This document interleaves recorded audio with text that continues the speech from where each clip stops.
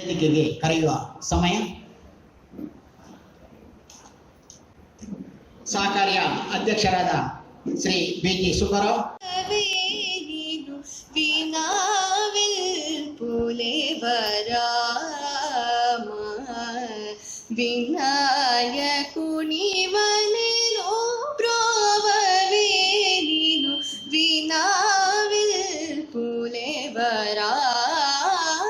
ಅಧ್ಯಕ್ಷರಾದ ಶ್ರೀ ಬಿಜಿ ಸುಬ್ಬರಾವ್ ಅವರಿಗೆ ಆತ್ಮೀಯ ಸ್ವಾಗತ ಬಯಸುತ್ತೇನೆ. ಅದೇ ರೀತಿ 2024 ನವೆಂಬರ್ ವರೆಗೆ ಉಪಾಧ್ಯಕ್ಷರಾಗಿದ್ದ ಶ್ರೀ ವಿಶ್ವನಾಥ ಶೆಟ್ಟಿ ಅವರಿಗೂ ಹೃತ್ಪೂರ್ವಕ ಸ್ವಾಗತ ಬಯಸುತ್ತೇನೆ. ಇಲ್ಲಿ ಸನ್ಮಾನಗೊಳ್ಳುತ್ತಿರುವ ಶ್ರೀ ಸುಧೀರ್ ಬಂಗೇರ ಅವರಿಗೆ ಹಾಗೂ ಸೌಮ್ಯ ಉದ್ಯಾವರ್ ಅವರಿಗೂ ಸ್ವಾಗತ ಬಯಸುತ್ತೇನೆ. ಬಿಲ್ಡಿಂಗ್ ಬೀದಿ ಉಡುಪಿ 2024-25ನೇ ಸಾಲಿನ ವಾರ್ಷಿಕ ಮಹಾಸಭೆಯ ಸೂಚನಾ ಪತ್ರ ಕಾಯ್ದೆಗೆ ಅನುಗುಣವಾಗಿ ಹಂಚಿಕೆ ಮಾಡಲಾಯಿತು. ವಾರ್ಷಿಕ ಲೆಕ್ಕಪತ್ರ ನಿವ್ವಳ ಲಾಭದ ಹಂಚಿಕೆ ಹಾಗೂ ಸದಸ್ಯರಿಗೆ 15% ಡಿವಿಡೆಂಡ್ ನೀಡುವ ಕುರಿತು ಸದಸ್ಯರಿಂದ ಮತ್ತು ಲಾಭಾಂಶ ವಿಂಗಡಣೆ.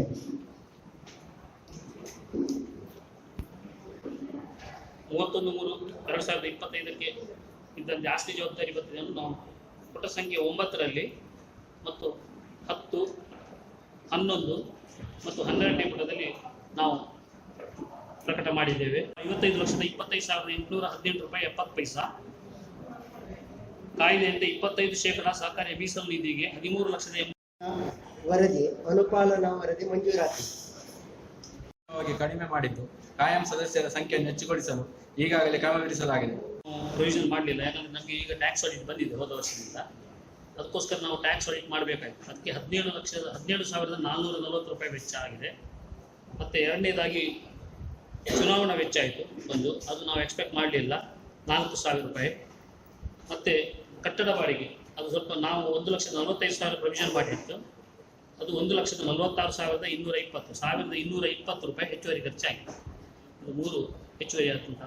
ಕುಮಾರಿ ಕೃತಿ ಎಸ್ ಉಚ್ಚೆ ಇವರು ಶರತ್ ಕುಮಾರ್ ಹಾಗೂ ಶ್ರೀಮತಿ ಶಶಿಕುಮಾರ್ ಹಾಗೂ ಶ್ರೀಮತಿ ಶಶಿಕುಮಾರ್ ಹಾಗೂ ಶ್ರೀಮತಿ ಕಲಾಕಿರಣ್ ಉಚ್ಚೇಲ್ ಇವರ ಪುತ್ರಿಯಾಗಿದ್ದಾರೆ. ಇವರು ವೇದಿಕೆಗೆ ಬಂದು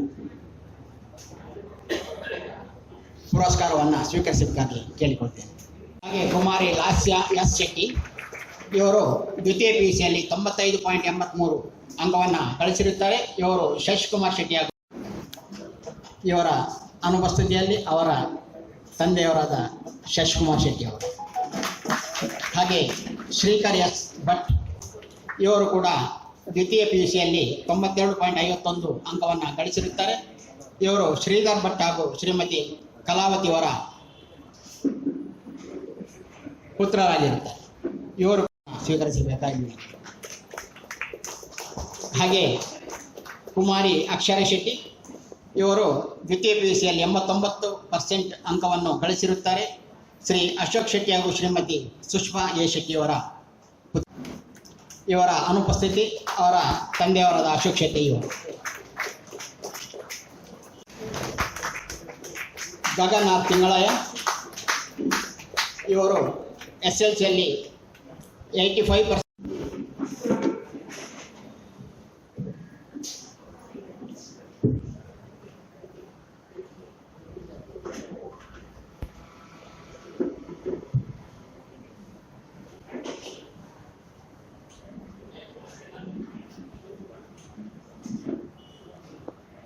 ಅಶಕ್ತ ಹಾಗೂ ರೋಗಪೀಡಿತ ಹಸು ಹೋರಿಗಳನ್ನು ಸಾಕಿ ಅವುಗಳ ಆರೈಕೆಯನ್ನು ಮಾಡಿರುವ ಸಮಾಜಮುಖಿ ಕೆಲಸ ಮಾಡುತ್ತಿರುವ ಈ ಒಂದು ಸಂಸ್ಥೆಯ ವಿದ್ಯಾರ್ಥಿಗಳ ಮೂಲಭೂತ ಸೌಕರ್ಯಕ್ಕಾಗಿ ಸರ್ಕಾರದಿಂದ ವತಿಯಿಂದ ಸಹಾಯ ಹಸ್ತ.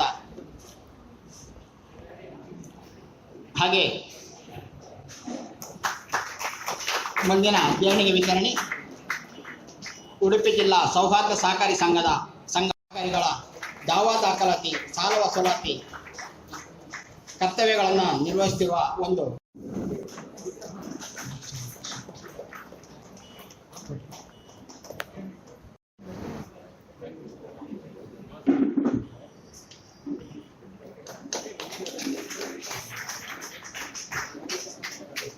ಧನ್ಯವಾದಗಳು. ಪದಾಧಿಕಾರಿಯಾಗಿ ಸೇವೆಯನ್ನು ಸಲ್ಲಿಸಿರುತ್ತಾರೆ. ಕಡಪಾಡಿ ಯುವ ವಾಹಿನಿಯ ಘಟಕದ ಅಧ್ಯಕ್ಷರಾಗಿ, ಕಡಪಾಡಿ JCI 25ನೇ ವರ್ಷದ ಅಧ್ಯಕ್ಷರಾಗಿ, ಮಟ್ಟು ಸಾರ್ವಜನಿಕ ಶ್ರೀ ಗಣೇಶೋತ್ಸವ ಸಮಿತಿ ಬೆಳ್ಳಿ ಹಬ್ಬ ವರ್ಷದ ಅಧ್ಯಕ್ಷರಾಗಿ, ಉಡುಪಿ ಜಿಲ್ಲಾ ಮುದ್ರಣಾಲಯಗಳ ಮಾಲಕರ ಸಂಘದ ಕಾಪು ವಲಯದ ಅಧ್ಯಕ್ಷರಾಗಿ ಹಾಗೂ ರಾಜ್ಯ ಮುದ್ರಕ ಸಂಘದ ಸಂಘಟನಾ ಕಾರ್ಯದರ್ಶಿಯಾಗಿಯೂ ಕಾರ್ಯನಿರ್ವಹಿಸಿದ ಶ್ರೀಯುತರು 56 ಬಾರಿ ರಕ್ತದಾನ ಮತ್ತು 6 ಬಾರಿ ಪ್ಲಾಟ್ಲೆಟ್ ದಾನ ಮಾಡಿ ಹಲವಾರು ಜನರಿಗೆ ಜೀವರಕ್ಷಕರಾಗಿ ಸಮಾಜಮುಖಿಯಾಗಿ ಮಾಡಿದ ಸೇವೆಯು ಶ್ಲಾಘನೀಯವಾಗಿದೆ. ಭಗವಂತನು ಇನ್ನೂ ಹೆಚ್ಚಿನ ಸಮಾಜಮುಖಿ ಕೆಲಸವನ್ನು ಮಾಡುವ ಶಕ್ತಿಯನ್ನು ಅವರಿಗೆ ಕರುಣಿಸಲಿ ಎಂದು ಪ್ರಾರ್ಥಿಸಿ, ಉಡುಪಿ ಮುದ್ರಕರ ಸೌಹಾರ್ದ ಸಹಕಾರಿಯು ಅವರನ್ನು ಅಭಿನಂದಿಸುತ್ತದೆ.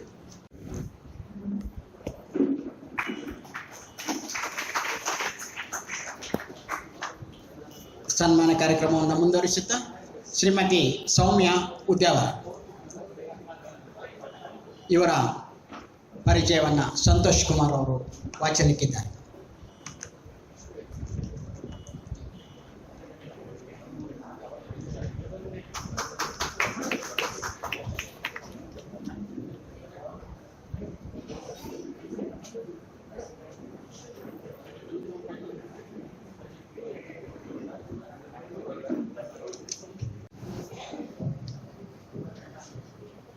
ಸೌಮ್ಯ ಉದ್ಯಾವರ ಇವರ ಕಿರು ಪರಿಚಯವನ್ನು ತಮ್ಮ ಮುಂದೆ ಹೇಳಲು ಸಂತೋಷ ಪಡುತ್ತಿದ್ದೇನೆ. ಉದ್ಯಾವರ ಗ್ರಾಮದ ಕಲಾಯಬೈಲ್ ನಿವಾಸಿಯಾಗಿರುವ ಇವರು MCom ಪದವೀಧರರಾಗಿದ್ದು, ಕೇಂದ್ರ ಮತ್ತು ರಾಜ್ಯ ಸರ್ಕಾರದ ಯೋಜನೆಯನ್ನು ನೀಡುವಂತಹ ಅಧಿಕೃತ ಸಂಸ್ಥೆಯಾದ ಡಿಜಿಟಲ್ ಸೇವಾ ಕೇಂದ್ರದ ಮುಖಾಂತರ ಉದ್ಯಾವರ ಗ್ರಾಮದಲ್ಲಿ 2016ರಲ್ಲಿ ವೃತ್ತಿ ಬದುಕನ್ನು ಆರಂಭಿಸಿರುತ್ತಾರೆ. ಸರ್ಕಾರದ ಯೋಜನೆಗಳು ಅತಿ ಸುಲಭದಲ್ಲಿ ಸಿಗದಿರುವಂತಹ ಪರಿಸ್ಥಿತಿಯಲ್ಲಿ ಮನೆ ಬಾಗಿಲಿಗೆ ಸರ್ಕಾರದ ಯೋಜನೆಯನ್ನು ತಲುಪಿಸುವುದರೊಂದಿಗೆ ತಮ್ಮ ಸ್ವಂತ ವಾಹನವನ್ನು ತನ್ನ ಖರ್ಚಿನಲ್ಲಿ ಸರ್ಕಾರಿ ಸಂಚಾರಿ ವಾಹನವಾಗಿ ಪರಿವರ್ತಿಸಿ ಮನೆ ಮನೆಗೆ ಭೇಟಿ ಕೊಟ್ಟು ಅಲ್ಲಿ ಸರ್ಕಾರದ ಯೋಜನೆಯನ್ನು ತಿಳಿಸಿದ ಕರ್ನಾಟಕ ರಾಜ್ಯದ ಮೊದಲ ವ್ಯಕ್ತಿ ಇವರು ಮತ್ತು ಓರ್ವ ಮಹಿಳೆಯಾಗಿದ್ದು ಇಂದಿನ ಪುರುಷರಿಗೆ ಸಮಾನತೆಯ ಮಹಿಳೆಯಾಗಿ ಕಾರ್ಯನಿರ್ವಹಿಸುತ್ತಿದ್ದಾರೆ. ಕಳೆದ 6 ವರ್ಷಗಳಿಂದ ಹಿರಿಯ ನಾಗರಿಕರಿಗೆ, ಗರ್ಭಿಣಿ ಮಹಿಳೆಯರಿಗೆ, ಬೆಡ್ ರಿಟರ್ನ್ ಆದವರಿಗೆ ಹಾಗೂ ಅಂಗವಿಕಲರಿಗೆ ಯಾವುದೇ ಪ್ರತಿಫಲಾಪೇಕ್ಷೆ ಇಲ್ಲದೆ ಅವರ ಮನೆ ಬಾಗಿಲಿಗೆ ಹೋಗಿ ಉಚಿತವಾಗಿ ಸೇವೆ ನೀಡುತ್ತಿದ್ದಾರೆ ಮತ್ತು ತನ್ನ ಸೇವಾ ಕೇಂದ್ರದಲ್ಲಿ ಅತಿ ಬಡವರಾದ 100 ಮಂದಿಗೆ ತಮ್ಮ ಸೇವಾ ಕೇಂದ್ರದಲ್ಲಿ ಯಾವುದೇ ಶುಲ್ಕವನ್ನು ಪಡೆಯದೆ ಉಚಿತವಾಗಿ ಅವರಿಗೆ ಸಿಗಬೇಕಾದ ಸರ್ಕಾರದ ಸವಲತ್ತನ್ನು ದೊರಕಿಸಿಕೊಡುತ್ತಿದ್ದಾರೆ. ವಿಶೇಷವಾಗಿ KMC ಆಸ್ಪತ್ರೆಯಲ್ಲಿ ದೂರದ ಊರಿನಿಂದ ತುರ್ತು ಚಿಕಿತ್ಸೆಗಾಗಿ ಬಂದಂತಹ ಬಡ ರೋಗಿಗಳಿಗೆ ಅವರಿಗೆ ಅವಶ್ಯಕತೆ ಇರುವಂತಹ BPL ಕಾರ್ಡ್ ಮತ್ತು ಆಯುಷ್ಮಾನ್ ಭಾರತ್ ಕಾರ್ಡ್ ಮತ್ತು ಆಧಾರ್ ಕಾರ್ಡ್ನಲ್ಲಿ ಮೊಬೈಲ್ ನಂಬರ್ ಇಲ್ಲದಿರುವ ರೋಗಿಗಳಿಗೆ ಅದನ್ನು ಲಿಂಕ್ ಮಾಡಿ ಕೊಡುವುದರ ಮೂಲಕ ಅವರ ಲಕ್ಷಾಂತರ ಹಣವನ್ನು ಉಳಿಸಿ ಅವರ ಕಷ್ಟ ಕಾಲದಲ್ಲಿ ನೆರವಾಗುತ್ತಿದ್ದಾರೆ. ಇಂದಿಗೂ ಕೂಡ ಹಿರಿಯ ನಾಗರಿಕರಿಗೆ, ಪಿಂಚಣಿದಾರರಿಗೆ ಬ್ಯಾಂಕಿಂಗ್ ಕ್ಷೇತ್ರವನ್ನು ಅವರ ಮನೆ ಬಾಗಿಲಿಗೆ ಪಿಂಚಣಿ ಹಣವನ್ನು ನಗದೀಕರಿಸಿ ಮನೆಗೆ ತಲುಪಿಸುವಲ್ಲಿ ಪ್ರಾಮಾಣಿಕ ಪ್ರಯತ್ನ ಮಾಡುತ್ತಿದ್ದಾರೆ. ಇವರ ಸಾಧನೆಯನ್ನು ಗುರುತಿಸಿ ನೀಡಿರುವ ಪ್ರಶಸ್ತಿಗಳು: 2018-19ರಲ್ಲಿ ಜನರಿಗೆ ಅತಿ ಹೆಚ್ಚು ಸರ್ಕಾರದ ಯೋಜನೆಯನ್ನು ತಲುಪಿಸಿದ್ದಕ್ಕಾಗಿ ರಾಜ್ಯದ ಅತ್ಯುತ್ತಮ ನಾಗರಿಕ ಸೇವಾ ಕೇಂದ್ರ ಪ್ರಶಸ್ತಿ ಪಡೆದ ಕರ್ನಾಟಕ ರಾಜ್ಯದ ಮೊದಲ ಮಹಿಳೆ. 2020-21ರಲ್ಲಿ ಅಂತಾರಾಷ್ಟ್ರೀಯ ಮಹಿಳಾ ದಿನಾಚರಣೆಯ ಅಂಗವಾಗಿ ಬೆಂಗಳೂರಿನಲ್ಲಿ ನಡೆದ ಕಾರ್ಯಕ್ರಮದಲ್ಲಿ ಅಂದಿನ ಮುಜರಾಯಿ ಇಲಾಖೆಯ ಸಚಿವರಾದ ಶಶಿಕಲಾ ಜೊಲ್ಲೆಯವರಿಂದ ಅತ್ಯುತ್ತಮ ಸೇವಾ ಕೇಂದ್ರ ಪ್ರಶಸ್ತಿ. 2022-23ರಲ್ಲಿ ಕೊಡಗು ಕುಶಾಲನಗರದಲ್ಲಿ ರಾಜ್ಯ ಮಟ್ಟದ ಸಮಾವೇಶದಲ್ಲಿ ಕಾರ್ಯಕ್ರಮದಲ್ಲಿ ಯಶಸ್ವಿ ಉದ್ಯಮಿ ಪ್ರಶಸ್ತಿಯನ್ನು ಪಡೆದಿದ್ದಾರೆ. 2023-24ನೇ ಸಾಲಿನ ಬಳ್ಳಾರಿಯಲ್ಲಿ ಪರಸ್ಪರ ಸಂಸ್ಥೆ ನಡೆಸಿದ ರಾಜ್ಯ ಮಟ್ಟದ ಸಮಾವೇಶದಲ್ಲಿ ಯಶಸ್ವಿ ಸಾಧಕರು ಪ್ರಶಸ್ತಿಯನ್ನು ಪಡೆದಿದ್ದಾರೆ. ಪರಸ್ಪರ ಸಂಸ್ಥೆ ರಾಜ್ಯ ಮಟ್ಟದ ಸಮಾವೇಶದಲ್ಲಿ ಕರಾವಳಿಯಲ್ಲಿ ಮೊದಲ ಮಹಿಳೆಯಾಗಿ ಗುರುತಿಸಿ ಪ್ರಶಸ್ತಿಯನ್ನು ನೀಡಿರುತ್ತದೆ. ಓರ್ವ ಮಹಿಳೆಯಾಗಿ ಉದ್ಯಾವರ ಗ್ರಾಮದಲ್ಲಿ ಇದ್ದು ತಾವು ಇನ್ನು ಮುಂದೆಯೂ ಹಲವಾರು ಸಮಾಜಮುಖಿ ಕೆಲಸ ಮಾಡುವಂತ ಸೇವೆ ಅನುಗ್ರಹಿಸಲೆಂದು ನಮ್ಮೆಲ್ಲ ಹಾರೈಕೆ. ಇವರ ಈ ಎಲ್ಲ ಸೇವೆಯನ್ನು ಗುರುತಿಸಿ ಊರಿನ ಅನೇಕ ಸಂಘ ಸಂಸ್ಥೆಗಳು ಇವರನ್ನು ಗುರುತಿಸಿ ಗೌರವಿಸಿರುತ್ತದೆ. ಇಂದಿನ ಈ ನಮ್ಮ ಬ್ಯಾಂಕಿನ ಮಹಾಸಭೆಯಲ್ಲಿ ಇವರನ್ನು ಗುರುತಿಸಲು ನಮ್ಮ ಸಂಸ್ಥೆ ಹೆಮ್ಮೆ ಪಡುತ್ತಿದೆ.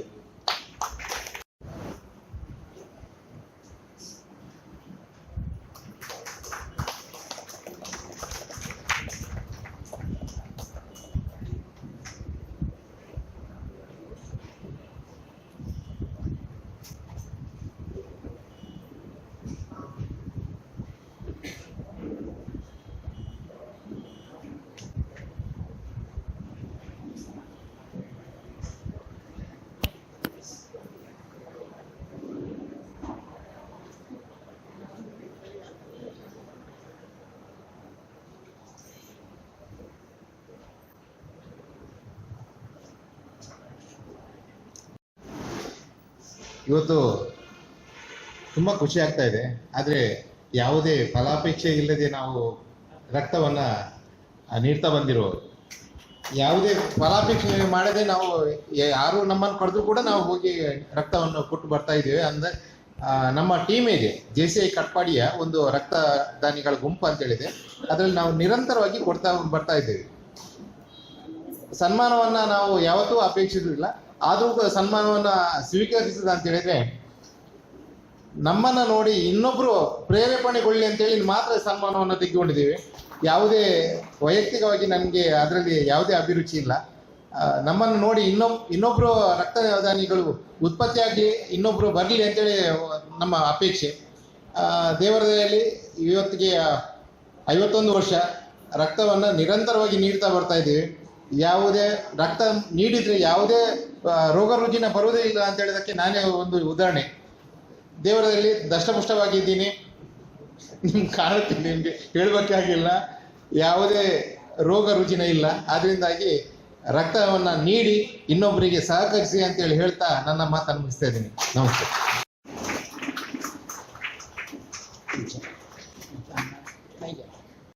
ವೇದಿಕೆಯಲ್ಲಿ ಒಂದು ಸನ್ಮಾನ ಮಾಡಿದ್ದೀರಿ. ಇವತ್ತು ನಮ್ಮ ಸಮಾಜದಲ್ಲಿ ತುಂಬ ಬಡವರಿದ್ದಾರೆ, ಯಾರು ಕೂಡ ಹೆಲ್ಪ್ ಆಗೋದು ತುಂಬ ಕಡಿಮೆ. ಒಬ್ರಿಗೊಬ್ರು ಹೆಲ್ಪ್ ಆಗೋದಂದ್ರೆ ಇವತ್ತು ತುಂಬ ಹಿಂಜರಿತಾರೆ. ಅದಕ್ಕೆ ಇಂಥ ಒಂದು ಸೋಷಿಯಲ್ ವರ್ಕ್ ಮಾಡಿದರೆ ನಮಗೆ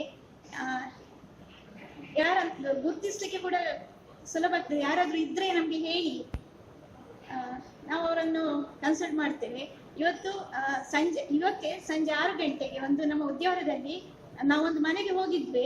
ಅಲ್ಲಿ ಒಂದು 35 ವರ್ಷದಿಂದ ಒಬ್ರು ಅಂಗವಿಕಲರು ಬೆಡ್ ರೀಡ್ ಆಗಿ ಇದ್ದಾರೆ.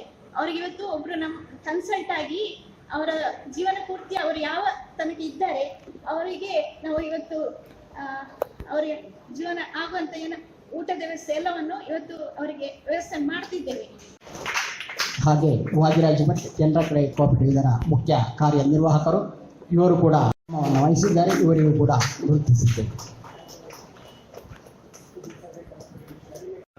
ವಂದಿಸಿಕೊಂಡು ಕ್ಷೇತ್ರದ ಅಧಿದೇವತೆಯಾದಂಥ ಶ್ರೀ ವೀರಭದ್ರ ಸ್ವಾಮಿಯನ್ನು ಮನಸಾರೆ ವಂದಿಸಿಕೊಂಡು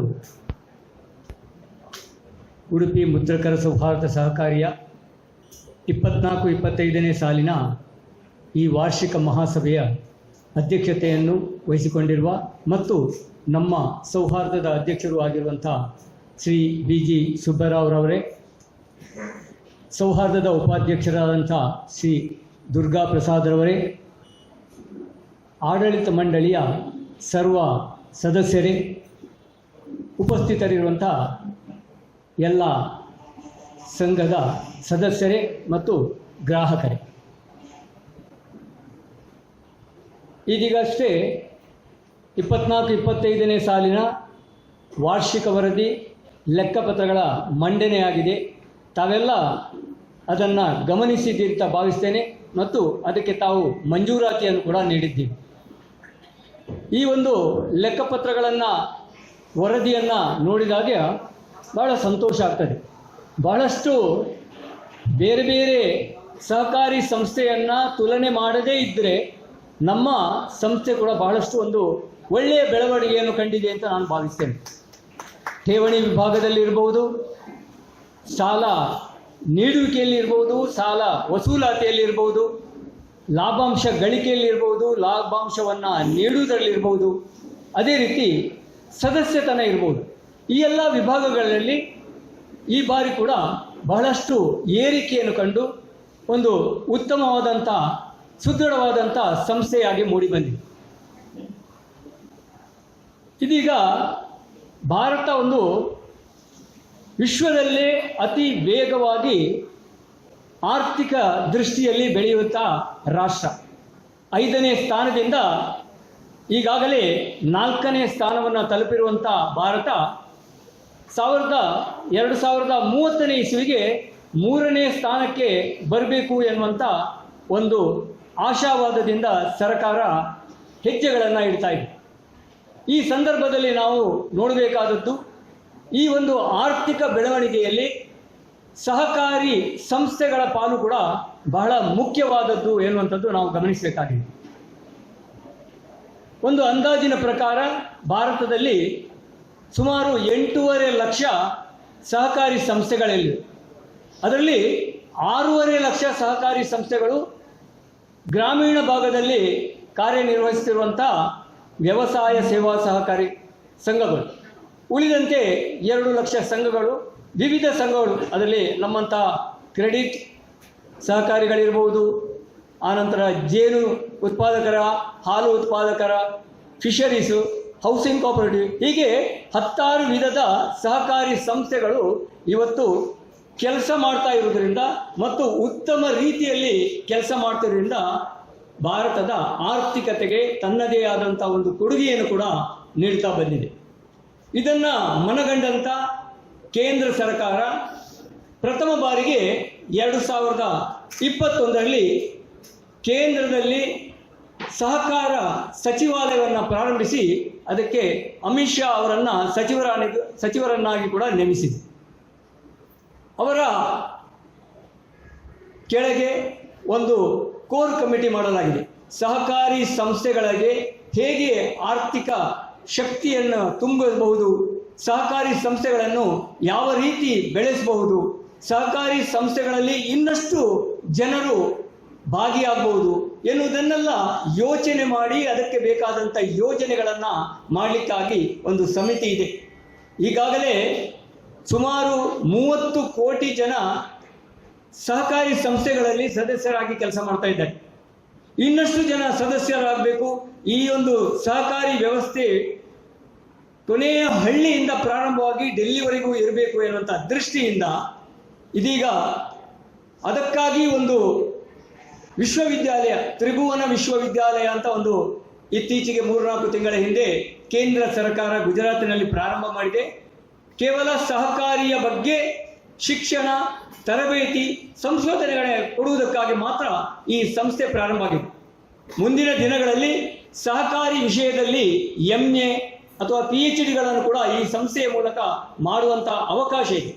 ಹಾಗಾಗಿ ಈ ದೇಶದ ಆರ್ಥಿಕತೆಯ ಬೆನ್ನೆಲುಬು ಆಗಿರುವಂಥ ಈ ಸಹಕಾರಿ ಸಂಸ್ಥೆಗಳಲ್ಲಿ ಕೆಲಸ ಮಾಡುವಂತಹ ನಾವುಗಳು ಕೂಡ ನಮ್ಮ ಜವಾಬ್ದಾರಿಯನ್ನು ಸ್ವಲ್ಪ ಅರಿಯಬೇಕು ಅಂತ ಹೇಳಿ ನಾನು ಈ ಸಂದರ್ಭದಲ್ಲಿ ಆಗ್ರಹಪೂರ್ವಕವಾಗಿ ಕೇಳಿಕೊಳ್ತಾ ಇದ್ದೇನೆ. ಯಾಕೆಂತ ಹೇಳಿದರೆ ನಾವು ಕೂಡ ಬೆಳೆಯಬೇಕು. ದೇಶದ ಆರ್ಥಿಕತೆ ಬೆಳೆದ ಹಾಗೆ ನಮ್ಮ ಸರ್ಕಾರದ ನಿಲುವೇ ಹಾಗಾಗಿದೆ.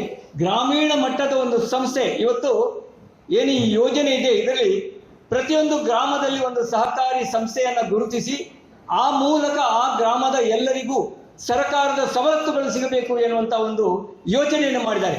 ಸರ್ಕಾರದ ಸವಲತ್ತು ಅಂದರೆ ಈ ಗ್ಯಾಸು ವಿತರಣೆ ಇರ್ಬೋದು, ಪೆಟ್ರೋಲ್ ಡೀಸೆಲ್ ವಿತರಣೆ ಇರ್ಬೋದು, ಔಷಧಗಳ ವಿತರಣೆ, ಎಲ್ಲವೂ ಆ ಸಹಕಾರ ಸಂಸ್ಥೆಗಳಿಂದಲೇ ನಡಿಬೇಕು.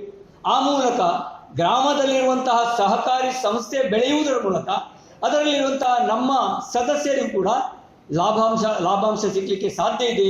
ಈ ದೃಷ್ಟಿಯಲ್ಲಿ ಗ್ರಾಮೀಣ ಭಾಗದಲ್ಲಿ ಕೂಡ ಇದನ್ನು ಬೆಳೆಸಬೇಕು ಎನ್ನುವಂಥ ಒಂದು ಯೋಚನೆಯನ್ನು ಮಾಡಿದ್ದಾರೆ. ಹಾಗಾಗಿ ನಾನು ಇವತ್ತು ತಮ್ಮಲ್ಲಿ ವಿನಂತಿಸಿಕೊಳ್ಳುವುದು ಏನಂತ ಹೇಳಿದರೆ, ಕಳೆದ ಸುಮಾರು 22 ವರ್ಷಗಳಿಂದ ನಾವು ಮುದ್ರಕ ಸೌಹಾರ್ದ ಸಹಕಾರಿ ತಮ್ಮ ನಡುವೆ ಕೆಲಸ ಮಾಡ್ತಾ ಇದ್ದೇವೆ. ಸುಮಾರು 17.5 ಕೋಟಿಯಷ್ಟು ಠೇವಣಿಯನ್ನು ಸಂಗ್ರಹ ಮಾಡಿದೆ. ಇನ್ನೆರಡು ವರ್ಷಗಳಲ್ಲಿ ನಮ್ಮ ಸಹಕಾರಿ ತನ್ನ ರಜತ ಮಹೋತ್ಸವವನ್ನು ಆಚರಿಸಲಿಕ್ಕಿದೆ. ಅಂದರೆ 25ನೇ ವರ್ಷಕ್ಕೆ ಕಾಲಿಡಲಿಕ್ಕಿದೆ. ನನ್ನ ಅಪೇಕ್ಷೆ ಇದೆ ಮತ್ತು ಸಂಸ್ಥೆಯ ಅಪೇಕ್ಷೆ ಇದೆ. ಆ 25ನೇ ವರ್ಷಕ್ಕೆ ಆಗುವಾಗ ಸಂಸ್ಥೆ ಕನಿಷ್ಠ 50 ಕೋಟಿಯಷ್ಟು ಠೇವಣಿಗಳನ್ನು ಸಂಗ್ರಹಿಸುವ ಗುರಿಯನ್ನು ಹಾಕೊಳ್ಬೇಕು. ಅದಕ್ಕೆ ತಾವೆಲ್ಲ ಸಹಕಾರ ನೀಡಬೇಕು ಅಂತ ನಾನು ಬಯಸ್ತಾ ಇದ್ದೇನೆ. ಈಗಾಗಲೇ ಒಬ್ಬರು ಸದಸ್ಯರು ಕೇಳಿದರು, ಡಿವಿಡೆಂಡ್ ಸ್ವಲ್ಪ ಜಾಸ್ತಿ ಮಾಡಲಿಕ್ಕೆ ಆಗುವುದಿಲ್ಲ ಅಂತ. 17.5 ಕೋಟಿ ಠೇವಣಿಯ ಹಿಡ್ಕೊಂಡು ವ್ಯವಹಾರ ಮಾಡ್ತಾ ಇರುವಂಥ ನಾವು 15% ಕೊಡ್ತಾ ಇರುವಂಥದ್ದು ದೊಡ್ಡ ಸಾಧನೆ ಅಂತ ನಾನು ಭಾವಿಸ್ತೇನೆ. ನೀವು ಹೇಳಿದಾಗೆ ಅದನ್ನು ಜಾಸ್ತಿ ಮಾಡಲಿಕ್ಕೆ ಸಾಧ್ಯ ಇದೆ. ನಮ್ಮ ಠೇವಣಿಯನ್ನು 50 ಕೋಟಿಯಷ್ಟು ಮಾಡಿದಾಗ ಹೆಚ್ಚೆಚ್ಚು ಸಾಲಗಳನ್ನು ನೀಡಲಿಕ್ಕೆ ಸಾಧ್ಯ ಆಗ್ತದೆ. ಹೆಚ್ಚೆಚ್ಚು ಸಾಲ ನೀಡಿದ ಹಾಗೆ ಹೆಚ್ಚೆಚ್ಚು ಲಾಭಾಂಶ ಬರ್ತದೆ. ಆ ಲಾಭಾಂಶವನ್ನು ನಾವು ಸದಸ್ಯರಿಗೆ ಮತ್ತಷ್ಟು ಹೆಚ್ಚಿನ ಡಿವಿಡೆಂಟ್ ರೂಪದಲ್ಲಿ ಕೊಡಲಿಕ್ಕೆ ಸಾಧ್ಯ ಇದೆ. ಹಾಗಾಗಿ ಮುಂದಿನ ನಮ್ಮ 25ನೇ ವರ್ಷಕ್ಕಾಗುವಾಗ ನಾವು ಠೇವಣಿಯನ್ನು 50 ಲಕ್ಷದಷ್ಟು 50 ಕೋಟಿಯಷ್ಟು ಸಾಧಿಸಬೇಕು. ಆ ಮೂಲಕ ನಮ್ಮ ಸಂಸ್ಥೆ ಕೂಡ ಸದಸ್ಯರಿಗೆ ಕನಿಷ್ಠ 20% ಆದರೂ ಡಿವಿಡೆಂಟ್ ಕೊಡುವಂತೆ ಆಗಬೇಕು ಅಂತೇಳಿ ದೇವರಲ್ಲಿ ಕೇಳಿಕೊಳ್ತಾ ತಮ್ಮೆಲ್ಲರ ಸಹಕಾರವನ್ನು ಅಪೇಕ್ಷಿಸುತ್ತಾ ಇವತ್ತು ಈ ಸಂದರ್ಭದಲ್ಲಿ ಸುಧೀರ್ ಮತ್ತು ಸೌಮ್ಯ ಇವರನ್ನು ಗುರುತಿಸಿ ಗೌರವಿಸಿದ್ದಾರೆ. ಅವರಿಗೂ ಕೂಡ ನನ್ನ ಶುಭಾಶಯಗಳನ್ನು ಸಲ್ಲಿಸ್ತಾ ಇದ್ದೇನೆ. ಅದೇ ರೀತಿ ಕೃಷ್ಣಾಷ್ಟಮಿಯ ಹಾರ್ದಿಕವಾದಂಥ ಶುಭಾಶಯಗಳನ್ನು ಸಲ್ಲಿಸಿ ನನ್ನ ಮಾತುಗಳನ್ನು ನಿಲ್ಲಿಸ್ತೇನೆ. ವಂದನೆಗಳು. ಕೃಷ್ಣನಿಗೆ ಹಾಗೂ ಇಲ್ಲಿಯ ದೇವತೆಯಾದಂಥ ವೀರಭದ್ರ ದೇವರಿಗೆ ನಾನು ನಮಸ್ಕರಿಸುತ್ತಾ ಇವತ್ತಿನ ಮಹಾಸಭೆಯ ಕೊನೆಯ ಹಂತ ಅಧ್ಯಕ್ಷರ ಮಾತಂತ ತಿಳಿದುಕೊಂಡು ವಂದನಾರ್ಪಣೆ ಮೊದಲು. ಯಾಕೆಂದರೆ ಎಲ್ಲ ಮಾತಾಡಿರ್ತಾರೆ, ನಮಗೇನು ಸಿಗ್ತದೆ ಅದು ಬಿಟ್ಟು ಬೇರೆ ಏನಾದರೂ ಹೇಳಬೇಕು ನೋಡಿ ಏನು ಹೇಳೋದು ಅಂತ ಗೊತ್ತಾಗ್ತಾ ಇಲ್ಲ ಈಗ. ಆದರೆ ಉಪಾಧ್ಯಾಯರು ನಮ್ಮನ್ನು ನಿಮಗೆಲ್ಲರಿಗೂ ಕೂಡ ಸವಿವರವಾಗಿ ಹೇಳಿದ್ದಾರೆ. ಯಾವ ರೀತಿ ನಮ್ಮ ಸಂಸ್ಥೆ ನಡೆದು ಬಂತು, ಮುಂದೆ ಯಾವ ರೀತಿ ನಡಿಬೇಕು ಅನ್ನೋ ರೀತಿಯಲ್ಲಿ ಅವರು ತಮ್ಮ ಸೂಚನೆಯನ್ನು ಅವರು ನಮಗೆ ಕೊಟ್ಟಿದ್ದಾರೆ. ಅವರು ಪ್ರಾರಂಭದಿಂದ ನಮ್ಮ ಈ ಮಂಡಳಿಯಲ್ಲಿ ಅವರು ನಮಗೊಂದು ನಿರ್ದೇಶಕರಾಗಿ ನಮಗೆ ತುಂಬ ಯಾವುದೇ ಒಂದು ಸಮಸ್ಯೆ ಬಂದಾಗಲಾಗಲಿ ಇದರಲ್ಲಿ ಅವರು ನಮಗೆ ಮಾರ್ಗದರ್ಶನವನ್ನು ನೀಡುವಂಥವರಾಗಿದ್ದಾರೆ. ಅದೇ ರೀತಿ ಇವತ್ತು ಕೂಡ ಅವರು ಹೇಳಿದ್ದಾರೆ. ಅದನ್ನೇ ನಾನು ಪದೇ ಪದೇ ನಿಮ್ಗೆ ಹೇಳ್ತಾ ಇದ್ದೇನೆ. ನಮ್ದು 23 ವರ್ಷ ಆಯಿತು. 23 ಕೋಟಿ ನಮ್ದು ಏನೂ ಅಲ್ಲ ಅಂತ ನನ್ನ ಮನಸ್ಸಿಗೆ ಅನಿಸ್ತಾ ಉಂಟು. 23 ವರ್ಷದಲ್ಲಿ ಅವ್ರು ಹೇಳಿದಾಗ 56 ಆಗಬೇಕಿತ್ತು, 50 ಆಗಲಿಲ್ಲ ಬಿಡಿ, 46 ಆಗಬೇಕಿತ್ತು, ಅದೂ ಆಗಲಿಲ್ಲ, 30 ಆಗಬೇಕಿತ್ತು, ಅದೂ ಆಗಲಿಲ್ಲ. ನೆಕ್ಸ್ಟು ಆ ಲೆವೆಲಿಗೆ ಹೋಗುವಂಥ ಸ್ವಲ್ಪನೇ ಒಂದೇ ಸರಿ 50 ಮಾಡಲಿಕ್ಕೆ ಆಗೋದಿಲ್ಲ, ಬಾಯಲ್ಲಿ ನಾವು ಹೇಳ್ಬೋದು. ಆದರೆ ನಿಮ್ಮೆಲ್ಲರ ಸಹಕಾರ ಇದ್ದರೆ ಖಂಡಿತ ಆಗ್ತದೆ, ಆಗೋದಿಲ್ಲ ಅನ್ನೋದೇನಿಲ್ಲ. ನಿಮ್ಮ ಸಹಕಾರ ಬೇಕು, ನಿಮ್ಮ ಬೆಂಬಲ ಇದ್ದಾಗ ನಮ್ಮ ಸಮಸ್ಯೆಯನ್ನು ಬೆಳೆಸಲಿಕ್ಕಾಗ್ತದೆ. ನಾವು ನಿರ್ದೇಶಕರು ಏನು ಮಾಡ್ತೇವೆ ಅಂತ ಹೇಳಿದರೆ, ನಿರ್ದೇಶಕರು ಮತ್ತು ನೌಕರರು ಒಂದೇ ನಾಣ್ಯದ 2 ಮುಖಗಳಿದ್ದಾಗೆ. ಯಾಕೆಂದರೆ ನಿರ್ದೇಶಕರಿಗೂ ಮತ್ತು ನೌಕರರಿಗೂ ಅವಿನಾಭಾವ ಸಂಬಂಧ ಇರ್ತದೆ. ಯಾಕೆಂದರೆ ಅವ್ರ ಹತ್ರ ನಾವು ಅದೇ ರೀತಿಯಲ್ಲಿ ನೌಕರರಿಗೂ ಮತ್ತು ಗ್ರಾಹಕರಿಗೂ ಸಂಬಂಧ ಇರ್ತದೆ. ಆ ಸಂಬಂಧ ಯಾವುದು ಅಂತ ಹೇಳಿದ್ರೆ, ನೀವು ಹೇಗೆ ಸೇವೆಯನ್ನು ಕೊಡ್ತಾ ಇದ್ದೀರಿ, ಹೇಗೆ ನೀವು ಇದು ಮಾಡಿದ್ದೀರಿ ಅನ್ನೋದನ್ನು ಹೊಂದ್ಕೊಂಡಿರ್ತದೆ. ನೀವು ಬಂದಾಗ ನೀವು ಅವರನ್ನು ರೆಕಾರ್ಡ್ ಮಾತ್ರ ನೋಡಬಾರ್ದು, ಇವರು ಕಟ್ತಾರ ಇಲ್ಲೋ ಅಂತ ಜಡ್ಜ್ ಮಾಡುವಂಥ ಒಂದು ಕೆಪಾಸಿಟಿ ಆ ಮುಖ್ಯ ಅಲ್ಲಿ ಆಡಳಿತಾಧಿಕಾರಿಗೋ ಅಥವಾ ಮ್ಯಾನೇಜರಿಗಿದ್ದಾಗ ಮಾತ್ರ ಅದು ಫಸಲಿಕ್ಕೆ ಅದು ಕಾರ್ಯನಿರ್ವಹಿಸಲಿಕ್ಕೆ ಸಾಧ್ಯ ಇರ್ತದೆ. ಯಾಕೆಂದರೆ ಯಾರೋ ಹೇಳಿದ್ದಾರೆ ನಾವು ಕಟ್ಟುವುದಿಲ್ಲಂತೆ, ಇದು ಒಂದು ಆಗೋಯ್ತು. ಯಾಕೆ ಕಟ್ಟಲಿಲ್ಲ ಅಲ್ಲಿ ಅದು ನಮಗೆ ಗೊತ್ತಿಲ್ಲ. ನೀವು ಕೊಡುವಾಗ ಜಾಗ್ರತೆ ಮಾಡಿ ಅವ್ರು ಕಟ್ಟುವುದಿಲ್ಲಂತೆ ಅಂತೇಳಿ. ಆದರೆ ಅಂಥ ಗಿರಾಕಿಗಳು ತುಂಬ ಜನ ನಮ್ಮಲ್ಲಿದ್ದಾರೆ. ನಮ್ಮಲ್ಲಿ ಇವತ್ತಿನವರೆಗೂ ಸರಿಯಾಗಿ ವ್ಯವಹಾರ ಮಾಡಿ ಅವರ ತೃಪ್ತ ಸಮಯಕ್ಕೆ ಲೋನ್ ಕಟ್ಟಿದವರು ಇದ್ದಾರೆ. ಇಲ್ಲ ಅಂತ ನಾನು ಯಾರೋ ಒಬ್ಬರ ಇಬ್ಬರು ಸಿಗ್ಬೋದು, ಇಲ್ಲ ನಾವು ಜರಡಿ ಹಾಕುವಾಗ ಅದು ಕಲ್ಲು ಮುಳ್ಳು ಬೇರೆ ಬೇರೆ ಆದಾಗ ಕೆಲಸ ಇರ್ತದೆ, ಇರುವುದಿಲ್ಲ ಅಂತ ನಾನು ಹೇಳುವಂಥದ್ದಲ್ಲ. ಅಂಥವ್ರನ್ನ ಸ್ವಲ್ಪ ಕಡಿಮೆ ಮಾಡಿ ಬುದ್ಧಿ ಬಂದಾಗ ತಲೆ ಬೆಳೆದಾಗ ಅವರಿಂದ ನಾವು ಬುದ್ಧಿ ಕಲಿಯುವಂಥ ಸ್ಥಿತಿ ನಮಗೆ ಬಂದಿದೆ. ಯಾಕೆಂತ ಹೇಳಿದ್ರೆ ಇವತ್ತು ಚಿನ್ನ ಇಡುವಾಗಲೂ ಮೋಸ, ನಿಮಗೆ ದಾಖಲೆಯನ್ನು ಒದಗಿಸುವಾಗಲೂ ಮೋಸ. ಯಾವ ರೀತಿ ಮೋಸ ಅಂತ ಹೇಳಿದ್ರೆ, ನಿಮ್ಮ ಸಬ್ ರಿಜಿಸ್ಟ್ರಿ ಆಫೀಸಲ್ಲಿ ಕೊಟ್ಟಂತಹ ನಿಮ್ಮ ರೆಕಾರ್ಡೇ ಮೋಸ. ಇದನ್ನು ಯಾವ ರೀತಿ ನೀವು ಅರ್ಥ ಮಾಡ್ತೀರಿ? ನಮಗೆ ಕೊಟ್ಟಿದ್ದ ಸರಿಯಾ ಅಥವಾ ಬೇರೆಯವರಿಗೆ ಕೊಟ್ಟಿದ್ದ ಸರಿಯಾ ಅಂತ ಹೇಗೆ ನೋಡ್ತೀರಿ ನೀವು? ಅದು ಕಷ್ಟ ಆಗಿದೆ. ಆದ್ದರಿಂದ ನಿಮ್ಮಂಥ ಸಹೃದಯರು ಒಳ್ಳೆಯವರು ನನಗೆ ಬೇಕು. ನಿಮಗೂ ಸಾಲ ಕೊಡ್ತೇವೆ ಬನ್ನಿ, ನೀವೇನು ಡೆಪಾಸಿಟ್ ಮಾತ್ರ ನಾವು ಕೇಳ್ತೇವೆ ಅಂತ ನೀವು ನಿರೀಕ್ಷೆ ಮಾಡಬೇಡಿ. ನಿಮ್ಮ ನಿರೀಕ್ಷೆಗೆ ತಕ್ಕಂತೆ ನಾವು ಆದಷ್ಟು ಸೇವೆಯನ್ನು ಸಲ್ಲಿಕೆ ಮಾಡಿ, ಖಾಲಿ ಹಣದ ಉದ್ದೇಶದಿಂದ ನಾವು ಮಾಡ್ತಾ ಇಲ್ಲ. ಇವತ್ತು ಸಾಮಾಜಿಕವಾಗಿ ನಾವು ಇಂಥ ನೋಡಿ 56 ಸರಿ ಒಬ್ಬ ರಕ್ತ ಕೊಟ್ಟಂಥವ್ರನ್ನ ಪರಿಚಯಿಸಿ ನೀವು ಕೂಡ ಅದನ್ನು ಆ ಪ್ರೇರಣೆಯನ್ನು ಇದಾಗಬೇಕು. ಅದೇ ರೀತಿ ನಮ್ಮ ಶಬರಿ ಪ್ರೆಸ್ಸಿನವರು ಕೂಡ 53 ಸರಿ ಕೊಟ್ಟಿದ್ದಾರೆ. ಅವರು ಕೂಡ ಇನ್ನೊಬ್ಬರಿಗೂ ಕೂಡ ಮಾರ್ಗದರ್ಶಕರಾಗಿದ್ದಾರೆ. ಹಾಗೆ 2 ಜನ ನಮ್ಮ ಪ್ರೆಸ್ಸಿನವ್ರನ್ನ ಯಾರಿಗೋ ಸೌಖ್ಯ ಇಲ್ಲ ಅಂತ ಕೇಳಿದಾಗ ನಮಗೆ ಗೊತ್ತಾಯಿತು. ಹಾಗೆ ಕೂಡಲೇ ಅವರಿಗೆ ಬರಲಿಕ್ಕೆ ನಮ್ಮ ಕಮಿಟಿಯಲ್ಲಿ ಎಲ್ಲರ ಸಹಕಾರದಿಂದ ಅವರು ಕೇಳುವಾಗ ಹೀಗೊಬ್ಬರು ಇದ್ದಾರೆ, ಯಾರ್ಯಾರಿಗೋ ನಾವು ಸನ್ಮಾನ ಮಾಡ್ತೇವೆ, ಯಾರ್ಯಾರಿಗೋ ದೇಣಿಗೆ ಕೊಡ್ತೇವೆ, ನಮ್ಮವರಿಗೆ ಯಾಕೆ ಕೊಡಬಾರ್ದು ಅನ್ನೋ ದೃಷ್ಟಿಯಿಂದ ಅವ್ರು ಇವತ್ತು ನೋಡಿ ನಿಮ್ಮ ಸ್ಥಿತಿ ಅವ್ರ ಸ್ಥಿತಿ ಹೇಗಾಗಿದೆ ಅಂತೇಳಿ, ಯಾರ ಸ್ಥಿತಿ ಯಾವಾಗ ಏನಾಗ್ತದೆ ಅಂತ ಖಂಡಿತ ಕಂಡವರಿಲ್ಲ. ಆದ್ದರಿಂದ ನಿಮ್ಮಿಂದ ಏನಾದರೂ ಸಾಧ್ಯ ಆಗೋದಿದ್ರೆ ಅವರಿಗೆ ನೀವು ಸಹಾಯ ಮಾಡಿ ಅಂತ ನಾನು ಅವರನ್ನು ಕೇಳ್ಕೊಳ್ತೇನೆ. ಇದು ನಾನು ಮುಖಸ್ತುತಿಗೆ ಹೇಳುವಂಥ ಕೆಲಸ ಅಲ್ಲ. ಈ ಗೋಶಾಲೆಯವರು ಅವ್ರು ಮಾಡ್ತಕ್ಕಂಥ ಕೆಲಸಕ್ಕೆ ನಾವು ಕೊಡುವಂಥದ್ದು ಭಾರಿ ಕಡಿಮೆ. ಆದರೂ ಕೂಡ ನಾವು ಈಗ 2ನೇ ವರ್ಷ ಅವ್ರು ಕೊಡ್ತಾ ಇದ್ದೇವೆ. ಯಾಕೆ ಕೊಡ್ತಾ ಇದ್ದೇವೆ ಅಂದರೆ ಅವರ ನಿಷ್ಕ್ರಿಯ ಸೇವೆಯನ್ನು ನೋಡಿ ಕೊಡ್ತಾ ಇದ್ದೇವೆ. ನಮಗೆ ಬೇರೆಯವರು ಕೊಟ್ಟವರು ಇರ್ಬೋದು, ಇಲ್ಲ ಅಂತ ನಾನು ಹೇಳಿ ನನಗಿಂತ ಜಾಸ್ತಿ ಕೊಟ್ಟವರು ಇರ್ಬೋದು, ಅವರು ನಮ್ಗೆ ಹೇಳಲಿಲ್ಲ. ಆದರೆ ನಾವು ಕೊಟ್ಟಂಥ ಸ್ವಲ್ಪ ಇದು ಸಹಾಯದಲ್ಲಿ ಅವರು ಅದನ್ನು ಉಪಯೋಗಪಡಿಸ್ಕೊಳ್ತಾರೆ ಅನ್ನೋದನ್ನು ನಾವು ಮನಗಂಡು ನಾವು ಈ ವರ್ಷವೂ ಕೂಡ ಅವರಿಗೆ ನಾವು ಕೊಡಲಿಕ್ಕೆ ಪ್ರಯತ್ನ ಮಾಡಿದ್ದೇವೆ. ಹಾಗಾಗಿ ನೀವೆಲ್ಲರೂ ಕೂಡ ನಮ್ಮಂಥ ಈ ಸಾಮಾಜಿಕ ಸೇವೆಯಲ್ಲೂ ಕೂಡ ನಾವು ಭಾಗವಹಿಸ್ತೇವೆ ಅಂತ ಸೇವೆಯನ್ನು ನಾವು ಕೊಡ್ತೇವೆ ಅನ್ನೋ ದೃಷ್ಟಿಯಿಂದ ನಿಮ್ಮ ಹತ್ರ ನಾವು ಬೇಡ್ತೇವೆ. ಯಾಕೆಂತ ಹೇಳಿದ್ರೆ ನಮ್ಮಲ್ಲಿ ಡೆಪಾಸಿಟ್ ಇಡಿ, ಅದರಿಂದ ನಾವು ಬೇರೆ ಲೋನ್ ಕೊಡ್ತೇವೆ, ಅದರಿಂದ ನಮಗೆ ಲಾಭ ಬರ್ತದೆ. ಅವ್ರು ಕೇಳಿದಾಗ ಡಿವಿಡೆಂಡನ್ನು ಕೂಡ ಜಾಸ್ತಿ ಕೊಡಲಿಕ್ಕಾಗುತ್ತೆ.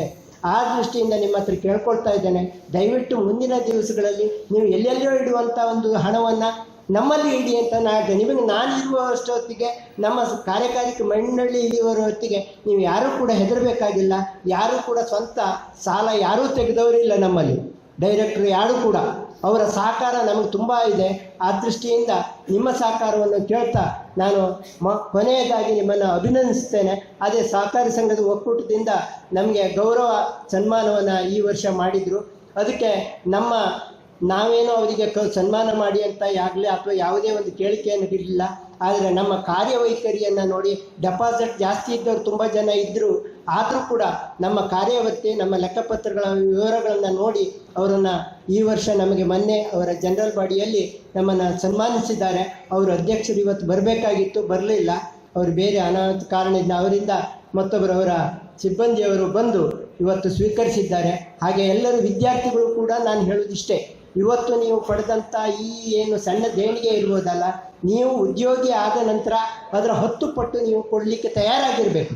ಇವತ್ತು ನಾನು ದುಡ್ಡು ತಗೊಂಡೆ ಇಲ್ಲಿ ಸಾಲ ಇದು ಸನ್ಮಾನ ಮಾಡಿದ್ರು ಅಂತ ನಿಮ್ಮ ಖಂಡಿತಲ್ಲಿ ಇರಬಾರ್ದು. ಇವತ್ತೇ ನೀವು ನಿರ್ಧಾರ ಮಾಡಬೇಕು, ನಾನು ಮತ್ತೊಬ್ಬ ವಿದ್ಯಾರ್ಥಿಗಳಿಗೆ ಸಹಾಯ ಮಾಡ್ತೇನೆ ಅಥವಾ ಬೇರೆ ಒಬ್ಬವನಿಗೆ ಸಹಾಯ ಮಾಡ್ತೇನೆ ಅಂತಂಥ ಒಂದು ಮನಸ್ಥಿತಿ ನಿಮ್ಮಲ್ಲಿ ಬಂದಾಗ ನಾವು ಕೊಟ್ಟದ್ದು ಖಂಡಿತ ಸಾರ್ಥಕ ಅಂತ ನಾನು ತಿಳ್ಕೊಳ್ದೆ. ಅದೇ ಸಂಘ ಸಂಸ್ಥೆಗಳಿಗೂ ಕೂಡ ನಾನು ಹೇಳೋದಷ್ಟೇ, ನಿಮ್ಮ ಸೇವೆಯನ್ನು ಜಾಸ್ತಿ ಮಾಡಿಸಿದಾಗ ನಮಗೂ ಕೂಡ ಇದಾಗ್ತದೆ. ಅನಾರೋಗ್ಯದಿಂದ ಇದ್ದಂಥ ಇಬ್ಬರು ಕೂಡ ಆದಷ್ಟು ಬೇಗ ಚೇತರಿಸಿಕೊಳ್ಳ್ರಿ. ಅವರಿಗೆ ನಿಮ್ಮೆಲ್ಲರೂ ಕೂಡ ಶುಭ ಹಾರೈಕೆಗಳನ್ನು ಕೇಳ್ತೇನೆ. ಹಾಗೆ ಕೃಷ್ಣಾಷ್ಟಮಿ ಪ್ರಯುಕ್ತ ನಿಮಗೆಲ್ಲರಿಗೂ ಕೂಡ ಅಭಿನಂದನೆಗಳನ್ನು ತಲುಪಿಸ್ತಾ ಇದ್ದೇನೆ. ಹಾಗೆ ಇವತ್ತು ಕೆನರಾ ಕ್ರೆಡಿಟಿನ ವಾಜರಾಜರು ಬಂದಿದೆ, ಅವ್ರನ್ನ ನಾನು ಪ್ರತಿ ಸಾರಿ ಕೇಳ್ತಾ ಇದ್ದೆ, ವಾಜರಾಜರು ಬನ್ನಿ ಅಂತ. ನಮ್ಮ ಸಣ್ಣ ಸೊಸೈಟಿ ಆದರೂ ಕೂಡ ಅವರ ಸಲಹೆ ತುಂಬ ಇದೆ. ಯಾವುದೇ ಹೆಚ್ಚು ಕಡಿಮೆ ಆದರೂ ಕೂಡ ನಾವು ಅವ್ರ ಹತ್ರ ಕೇಳ್ತೀವಿ, ಹೇಗೆ ಮಾಡ್ಬೋದು ವಾಜರಾಜರೇ ಅಂತ ನಾವು ಅವ್ರ ಹತ್ರ ಸಲಹೆ ಕೇಳಿ ತಿಳಿದವ್ರ ಹತ್ರ. ಮೋಹನ ಉಪಾಧ್ಯಾಯರು ಯಾವ ರೀತಿಯ ಅವರು ಕೂಡ ಅದೇ ಅವರ ಸಂಸ್ಥೆಯಿಂದ ಕೂಡ ನಮಗೆ ತುಂಬ ರೀತಿಯ ಸಹಕಾರವನ್ನು ಮಾಡಿದ್ದಾರೆ. ಅದಕ್ಕೆ ನಮ್ಗೆ ಏನು ಕಿಂಚಿತ್ ಇದು ಒಂದು ಹೂವಿನ ಹೆಸರನ್ನು ನಾವು ಅವರಿಗೆ ಕೊಟ್ಟಿದ್ದೇವೆ. ಇದೇ ರೀತಿ ಸಹಕಾರ ನಮ್ಮ ಮೇಲೆ ಇರಲಿ ಅಂತ ಕೇಳಿಕೊಂಡು ತಮಗೆಲ್ಲರಿಗೂ ಕೂಡ ಯಾರೂ ಕೂಡ ವೈಯಕ್ತಿಕವಾಗಿ ನಾನು ಏನು ಹೇಳಿದೆ ಎಲ್ಲರಿಗೂ ನಾನು ಒಂದೇ ಮಾತಿನಲ್ಲಿ ಅಭಿನಂದನೆಗಳನ್ನು ಬಂದಿದ್ದಕ್ಕೆ, ನಿಮ್ಮ ಕಾರ್ಯಕ್ರಮವನ್ನು ಯಶಸ್ವಿಗೊಳಿಸಿದ್ದಕ್ಕೆ ನಿಮಗೆಲ್ಲರಿಗೂ ಧನ್ಯವಾದಗಳನ್ನು ಹೇಳ್ತೇನೆ. ನಿಮ್ಮ ಸಹಕಾರ ಇದೇ ರೀತಿ ಇರಲಿ, ನಿಮ್ಮ ಡೆಪಾಸಿಟ್ ನಮ್ಮಲ್ಲೇ ಇರಲಿ ಅಂತ ಹೇಳ್ತಾ ನನ್ನ 2 ಮಾತನ್ನು ಮುಗಿಸ್ತೇನೆ. 24-25ನೇ ಸಾಲಿನ 23ನೇ ವಾರ್ಷಿಕ ಈ ಒಂದು ಮಹಾಸಭೆಯಲ್ಲಿ ಈಗಾಗಲೇ ಕಾರ್ಯಕ್ರಮ ನಿರ್ವಹಣೆ ಮಾಡಿದ ರಮೇಶ್ ಕುಂದರ್ ಅವರು ನಮ್ಮ ಅಧ್ಯಕ್ಷರಿಂದ ಒಂದು ಗೌರವವನ್ನು ಸ್ವೀಕರಿಸಬೇಕಾಗಿ ಕೇಳಿಕೊಳ್ತೇನೆ. ಇವತ್ತಿನ ಈ ಒಂದು ಸಭೆಯ ಅಧ್ಯಕ್ಷತೆ ವಹಿಸಿದ ನಮ್ಮ ಅಧ್ಯಕ್ಷರಾದ BG ಸುಬ್ಬಾರವರವರಿಗೆ ತುಂಬ ಹೃದಯದ ಧನ್ಯವಾದವನ್ನು ಅರ್ಪಿಸ್ತಾ ಇದ್ದೇನೆ. ಅದೇ ರೀತಿ ಉಪಾಧ್ಯಕ್ಷರಾದ ದುರ್ಗಾಪ್ರಸಾದ್ ರವರಿಗೆ ಕೂಡ ತುಂಬ ಹೃದಯದ ಕೃತಜ್ಞತೆಗಳು. ಈ ನಮ್ಮ ಸಂಸ್ಥೆಯ ಮುಖ್ಯ ಸಲಹೆಗಾರರು, ಅದೇ ರೀತಿ ನಮ್ಮ ಸಂಘಟನೆಯ ಸಲಹೆಗಾರರು ಕೂಡ ಹೌದು BU ಮೋಹನ್ ಉಪಾಧ್ಯಾಯ ಇವರು, ಇವರಿಗೆ ಕೂಡ ಸಂಸ್ಥೆಯ ಪರವಾಗಿ ತುಂಬ ಹೃದಯದ ಧನ್ಯವಾದ ಅರ್ಪಿಸ್ತಾ ಇದ್ದೀನಿ. ಅದೇ ರೀತಿ ಸ್ಥಾಪಕ ಅಧ್ಯಕ್ಷರು, ಅದೇ ರೀತಿ ನಿರ್ದೇಶಕರಾದ ಹೆನ್ರಿ ಡಿಸೋಜಾ ಅವರಿಗೆ ಕೂಡ ತುಂಬ ಹೃದಯದ ಧನ್ಯವಾದ ಅರ್ಪಿಸ್ತಾ ಇದ್ದೀನಿ. ಅದೇ ರೀತಿ ನಮ್ಮ ಎಲ್ಲ ವೇದಿಕೆಯಲ್ಲಿರುವ ನಮ್ಮ ಎಲ್ಲ ಗೌರವಾನ್ವಿತ ನಿರ್ದೇಶಕರುಗಳು ಕೂಡ ಒಂದೇ ಮಾತಿನಲ್ಲಿ ಕೂಡ ಧನ್ಯವಾದವನ್ನು ಅರ್ಪಿಸ್ತಾ ಇದ್ದೀನಿ. ಅದೇ ರೀತಿ ನಮ್ಮ ಸಂಸ್ಥೆಯ ಮುಖ್ಯ ಕಾರ್ಯನಿರ್ವಹಣಾಧಿಕಾರಿ, ಅದೇ ರೀತಿ ನಮ್ಮ ಸಿಬ್ಬಂದಿ ವರ್ಗ ಪ್ರವೀಣ್ ಕುಮಾರ್, ಅದೇ ರೀತಿ ಸಿಬ್ಬಂದಿ ವರ್ಗದವರಿಗೆ ಕೂಡ ತುಂಬ ಹೃದಯದ ಧನ್ಯವಾದವನ್ನು ಅರ್ಪಿಸ್ತಾ ಇದ್ದೀನಿ. ಒಕ್ಕೂಟದ ಕಾರ್ಯದರ್ಶಿ ಲೋಹಿತ್ ಕುಮಾರ್ ಅವರಿಗೆ ಕೂಡ ತುಂಬ ಹೃದಯದ ಧನ್ಯವಾದಗಳು. ಕೆನರಾ ಕ್ರೆಡಿಟ್ ಕೋಆಪರೇಟಿವ್ ಇದರ ಕಾರ್ಯನಿರ್ವಹಣಾಧಿಕಾರಿ ವಾದಿರಾಜ್ ಭಟ್ರವರಿಗೆ ಕೂಡ ತುಂಬ ಹೃದಯದ ಧನ್ಯವಾದವನ್ನು ಅರ್ಪಿಸ್ತಾ ಇದ್ದೀನಿ. ನಮ್ಮ ಸಂಸ್ಥೆಯ ಲೆಕ್ಕ ಪರಿಶೋಧಕರಾದ ಪ್ರಗತಿ ಆ್ಯಂಡ್ ಕಂಪನಿಯ ಅಜಿತ್ ಕುಮಾರ್ ಅವರಿಗೆ ಕೂಡ ತುಂಬ ಹೃದಯದ ಧನ್ಯವಾದಗಳು. ಈ ಒಂದು ವೀರಭದ್ರ ದೇವಸ್ಥಾನದ ಆಡಳಿತ ಮಂಡಳಿಯ ಸದಸ್ಯರೆಲ್ಲರೂ ಕೂಡ ತುಂಬ ಹೃದಯದ ಧನ್ಯವಾದವನ್ನು ಅರ್ಪಿಸ್ತಾ ಇದ್ದೀನಿ. ಈಗಾಗಲೇ ನಮ್ಮ ಸಂಸ್ಥೆಯ ವತಿಯಿಂದ ಸನ್ಮಾನಿಸಲ್ಪಟ್ಟ ಸುಧೀರ್ ಡಿ ಬಂಗೇರ, ಅದೇ ರೀತಿ ಸೌಮ್ಯ ಇವರಿಗೂ ಕೂಡ ತುಂಬ ಹೃದಯದ ಧನ್ಯವಾದಗಳು. ಅದೇ ರೀತಿ ಗೋಶಾಲೆಯ ಮುಖ್ಯಸ್ಥರಾದ ರಾಜೇಂದ್ರ ಶೆಕೆರ್ ಅವರು ಕೂಡ ಆಗಮಿಸಿದ್ದಾರೆ. ಅವರಿಗೆ ಕೂಡ ನಾವು ಸಹಾಯವನ್ನು ನೀಡಿದೆ, ಅವರಿಗೆ ಕೂಡ ಧನ್ಯವಾದವನ್ನು ಅರ್ಪಿಸ್ತಾ ಇದ್ದೇನೆ. ಅದೇ ರೀತಿ ಪ್ರತಿಭಾ ಪುರಸ್ಕಾರವನ್ನು ಪಡೆದ ನಮ್ಮೆಲ್ಲ ಸದಸ್ಯರ ಮಕ್ಕಳು ವಿದ್ಯಾರ್ಥಿಗಳಿಗೆ ತುಂಬ ಹೃದಯದ ಧನ್ಯವಾದವನ್ನು ಅರ್ಪಿಸ್ತಾ ಇದ್ದೇನೆ. ಈಗಾಗಲೇ ಆರ್ಥಿಕ ಸಹಕಾರವನ್ನು ನಾವು ಮೋಹನ್ ಶೆಟ್ಟಿಗಾರ್, ಅದೇ ರೀತಿ ರಾಜು ಪೂಜಾರಿ ಅವರು ನಾವು ಸಂಸ್ಥೆಯ ವತಿಯಿಂದ ನೀಡಿರ್ತೀವಿ, ಅವರಿಗೆ ಕೂಡ ತುಂಬ ಹೃದಯದ ಧನ್ಯವಾದವನ್ನು ಅರ್ಪಿಸ್ತಾ ಇದ್ದೀನಿ. ಅದೇ ರೀತಿ ನಮ್ಮ ಮುದ್ರಣಾಲಯಗಳ ಮಾಲಕರ ಸಂಘದ ವತಿಯಿಂದಲೂ ಕೂಡ ಮೋಹನ್ ಶೆಟ್ಟಿಗಾರ್, ಅದೇ ರೀತಿ ರಾಜು ಪೂಜಾರಿಗೆ ನಾವು ಅವರಿಗೆ ಕೂಡ ನಾವು ಮುಂದಿನ ದಿನಗಳಲ್ಲಿ ಸಹಾಯ ಹಸ್ತವನ್ನು ಖಂಡಿತವಾಗಿ ನೀಡ್ತೇವೆ ಅನ್ನುವ ಮಾತನ್ನು ಕೂಡ ಈ ಮೂಲಕ ಹೇಳಲಿಕ್ಕೆ ಇಚ್ಛೆ ಪಡ್ತೇನೆ. ಅದೇ ರೀತಿ ಕಿದಿಯೂರು ಶಾಲೆಯ ಶಿಕ್ಷಕರಿಗೆ ಕೂಡ ನಾವು ತುಂಬ ಹೃದಯದ ಧನ್ಯವಾದವನ್ನು ಅರ್ಪಿಸ್ತಾ ಇದ್ದೇವೆ. ಅದೇ ರೀತಿ ನಮ್ಮ ಗೌರವಾನ್ವಿತ ಎಲ್ಲ ಬ್ಯಾಂಕಿನ ಸದಸ್ಯರುಗಳು ಆಗಮಿಸಿದ್ದೀರಿ. ನಿಮ್ಮಿಂದ ನಮ್ಮ ಬ್ಯಾಂಕ್ ನೀವೆಲ್ಲ ಆಗಮಿಸಿ ನಮಗೆ ನಮ್ಮ ಸಹಕಾರ ನೀಡ್ತಿರೋ ನಿಮಗೆಲ್ಲರಿಗೂ ಕೂಡ ತುಂಬ ಹೃದಯದ ಧನ್ಯವಾದವನ್ನು ಅರ್ಪಿಸ್ತಾ ಇದ್ದೀನಿ. ಅದೇ ರೀತಿ ಉಡುಪಿ ಜಿಲ್ಲಾ ಮುದ್ರಣಾಲಯಗಳ ಮಾಲಕರ ಸಂಘದ ಅಧ್ಯಕ್ಷರು ಇವತ್ತು ಬರಬೇಕಿತ್ತು, ಅವರ ಕಾರಣಾಂತರ ಬರಲಿಕ್ಕೆ ಆಗಲಿಲ್ಲ. ಉಪಾಧ್ಯಕ್ಷರು ಕೂಡ ಕರೆದಿಯೋ, ಅವರು ಸಹ ಬರಲಿಲ್ಲ ಅದರ ಕಾರಣಾಂತರದಿಂದ. ಹಾಗಾಗಿ ನಮ್ಮ ಉಡುಪಿ ಜಿಲ್ಲಾ ಮುದ್ರಣಾಲಯಗಳ ಮಾಲಕರ ಸಂಘದ